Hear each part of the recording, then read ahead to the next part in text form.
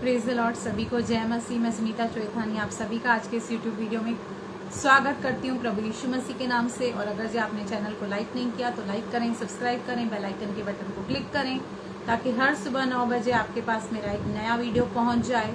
तो आज के वंदन के लिए एक छोटा सा वीडियो मैं आपके लिए लेके आई हूँ जिसको आप अंत तक जरूर देखिए। कि आज हम मार्था से कुछ सीखने जा रहे हैं। मरियम और मार्था जो दो बहनें थी लाजर की, आप सभी जानते होंगे, इस बात से वाकिफ होंगे।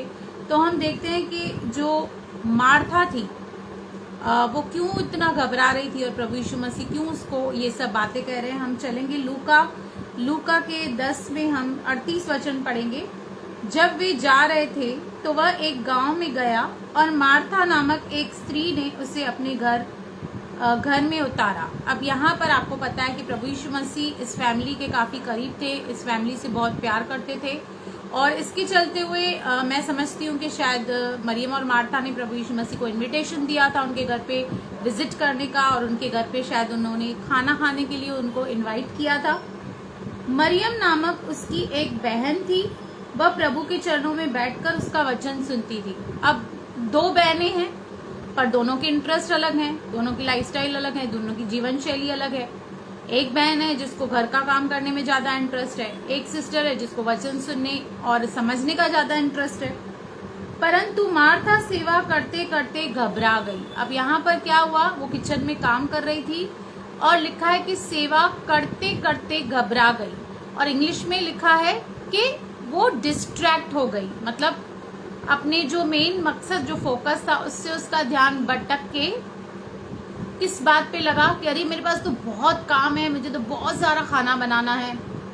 आप और मैं कई बार मसीह में चलते हुए, हम जब चलते रहते हैं तो कई बार हम भी डिस्ट्रैक्ट हो जाते हैं, घबरा जाते हैं। हमारा फोकस प्रभु यीशु मसीह से हटकर दूसरी बातों पर चला जाता है क्योंकि दुनिया की इतनी बातें हैं, संसार की इतनी बातें हैं, हम उनके अट्रैक्शन में और उसके खिंचाव में इस तरह से खींचते जाते हैं कि हमारा जो फोकस है, जो हमारा मेन मकसद है, जो प्रभु यीशु मसीह है, उससे हमारा ध्यान हटकर दूसरी जगह पर हमारा ध्यान चला जाता है और कई बार हम डगमगाने लगते हैं, घबराने लगते हैं। जैसे कि आपने पतरस के विषय में भी देखा होगा, जब प्रभु यीशु मसीह पानी पर चल रहे थे तो पतरस जो उसका चेला था उसको भी बड़ी जिज्ञासा हुई कि मैं भी पानी पे चलूं। तो उसने प्रभु यीशु मसीह को कहा, यदि आप हैं तो मुझे भी आज्ञा दो, मैं भी आपके पास आऊं। तो प्रभु यीशु मसीह ने कहा आ।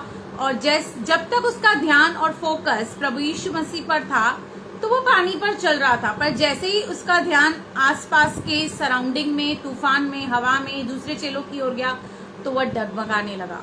क्या आपके साथ भी ऐसा तो नहीं है कि आज आप मसीह जीवन में चलते चलते कहीं आप डिस्ट्रैक्ट तो नहीं हो गए, कहीं आपने अपने लक्ष्य को छोड़ तो नहीं दिया? क्योंकि हर एक को कुछ ना कुछ करना है प्रभु यीशु मसीह में। अब जैसा मेरी जो सेवकाई है यूट्यूब की, मैं कई बार करते करते कई बार बहुत सारी बातों में डिस्ट्रैक्ट हो जाती हूँ, लेकिन कोई बात नहीं।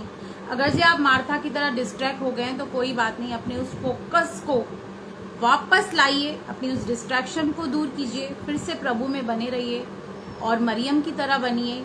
और इसके बाद मैं एक और वीडियो बनाऊंगी, इसको मैं कंटिन्यू करते हुए कल आपको एक और वीडियो मैं इसके बारे में दूंगी।